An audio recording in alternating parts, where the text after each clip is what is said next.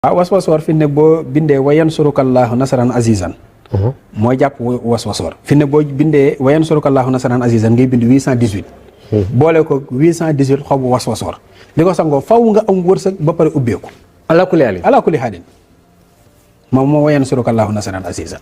tey jii boo lan nga xam ne tey mën nga ko wax parce que ni ngi ci fin bi lan nga mën a dénk nit ñi ak lan nga bëgg a waroon a wax nit ñi te waxagu leen ko nga wax leen ko. waaw léegi fi ne tey jii li sonal doomu aadama yi muy wàllu jinne. waaw jinne waaw foofu. dama cee bëgg a yee nit ñi ndax fi ne nii chaque jour ñu ni dañuy faj jinne te nit ñaa ngi jinne yaa ngi leen di gën a sonal ndax jinne ak rab moom mi ngi mel ni kéwél ak bëy rek. waaw bii nekk ci àll bi bii nekk ci kër gi. léegi nag ki nga xamante ne nii daa war a faj jinne kooku am na juróom-benn fukki jinne ak juróom-benn yoo xam ne dañoo jébbalu ci yenente bi. sallallahu alayhi wa sallam yooyu nag faaw nit ki xam ko boo ko xamee bu fekkee juróom-benn fukki yooyu xam nga ko nga bind ko nga boole ko meew nga naan ko